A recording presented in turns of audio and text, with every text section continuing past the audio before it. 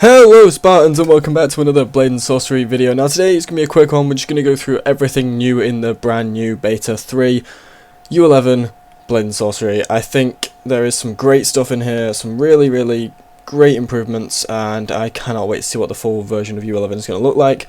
Without any more messing around, let's get around to the first big things, which is the main changes and enhancements. Now, tutorial messaging system has been completely changed. That is going to be great because it was a little janky at first. It was a great tutorial, but it had some work that needed to be done, so that is great. The next thing is huge for me, and it is collision performance. Now, there were some issues where you could collide with enemy weapons and it would like break and kind of freak out, and I'm sure you've seen it before, so that should be fixed. Hopefully, I think this also may have fixed, I don't know if anyone noticed, but in U11 Beta 2 and 1, there were a bit kind of broken slashes. If you slash, sometimes it would blunt or sometimes it would pierce and it would feel weird. So now I think, as far as I'm aware, when I've tested, and you'll see from the gameplay in the background, much better. Now, also we have improved MPC Vision by increasing field of view so they can see you better in the dark. Now, I'm not too sure I like this. It makes it more realistic. I prefer the easier stealth, it's more fun, but probably a good change nonetheless in the long run.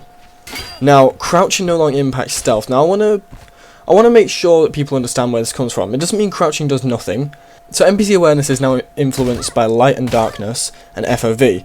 So crouching won't really affect how well they see you.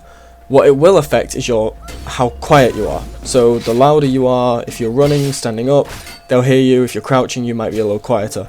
So that's great. Also, they added a bunch of new things for modders, which is great. New code events on telekinesis, so you can mess around with the telekinesis spell, some really cool stuff. More events to event linkers, which we actually don't have much on yet. And we have new audio for a lot of things, as well as probe lighting on characters as well, which is fantastic.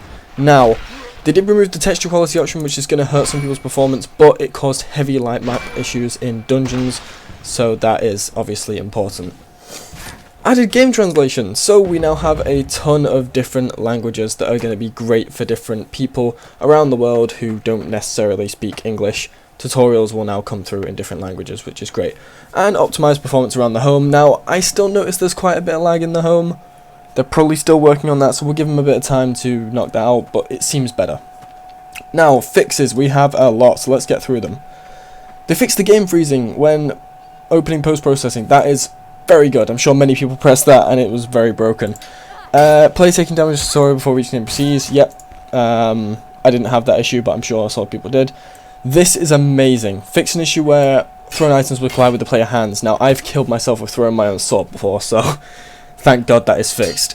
As well as they adjusted the handles on the torch and fixed a few glitches.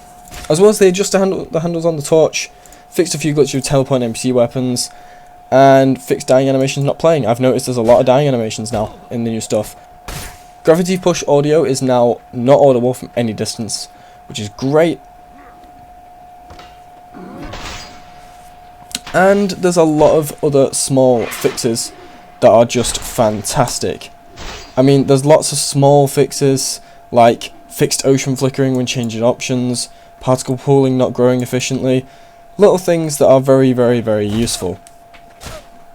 Now, the main thing that I noticed, this is a big thing, is the kick used to end prematurely when colliding early. Now it doesn't do that. Now the kick will go all the way through, and it is great.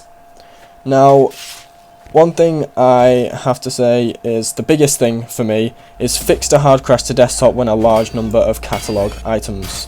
That will be big mod packs. So now you can use my mod alongside of Sushin's Medieval Mega Packs, alongside of whatever. You can use as many mods as you like, and it is fixed, and that is amazing.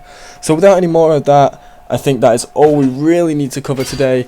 If you guys have any questions about the update, please head over to the Blade and Sorcery Discord, links in the description.